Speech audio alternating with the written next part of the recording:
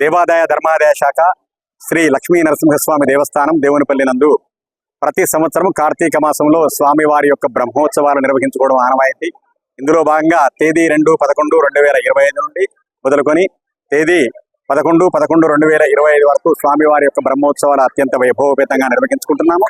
బ్రహ్మోత్సవాల్లో భాగంగా ఈరోజు స్వామివారి యొక్క కళ్యాణ మహోత్సవాన్ని భక్తి శ్రద్ధలతో ఈరోజు అశేషమైనటువంటి భక్త జనావళి మధ్య స్వామివారి యొక్క కళ్యాణ మహోత్సవాన్ని నిర్వహించుకుంటున్నాము. ఇట్టి మహోత్సవాన్ని దాదాపుగా 20 నుండి 30,000 మంది విచ్చేసినారు. అలాగే తేదీ 10/11/2025 రోజున స్వామివారి యొక్క రథోత్సవాన్ని కూడా నిర్వహించుకుంటున్నాము. రథోత్సవానికి వచ్చేసే భక్తులందరికీ అనేక రకమైన సౌకర్యాలు కూడా ఏర్పాటు చేసినాము. మంచినీటి వసతి, మరుగుదొడ్లు, షామియానాలు, చెరువు పందిర్లు, టెంట్లు, అన్ని రకాల ఏర్పాట్లు, మంచి పార్కింగ్ స్థలం కూడా ఏర్పాటు చేసినాము. పటిష్టమైనటువంటి బందోబస్తు కూడా ఏర్పాటు చేసి ఎలాంటి అవాంఛనీయ సంఘటనలు జరగకుండా ఏర్పాటు చేస్తున్నాము.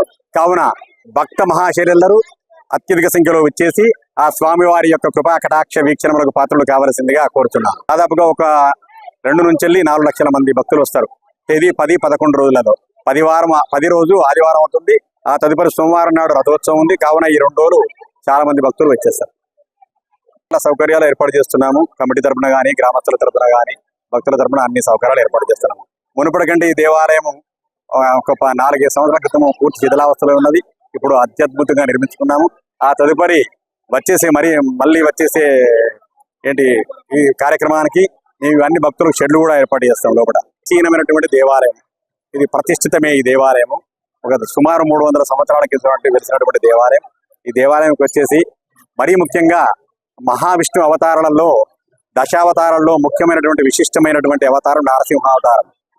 నృసింహస్వామి అవతారానికి ఒక విశిష్టత ఏమిటంటే భక్తుల కొరకు మాత్రమే తీసుకున్నటువంటి విష్ణు మహాదేవుడు తీసుకున్నటువంటి అవతారము. కావున భక్తి అంటే ప్రహ్లాదుడు, భగవంతుడు అంటే నరసింహుడు. కాబట్టి ఇలాంటి ప్రాశస్త్యమైనటువంటి దేవాలయానికి వచ్చేసి ఆ దేవుని యొక్క కృపకు పాత్రలు కావాలని కోరుకుంటున్నాను.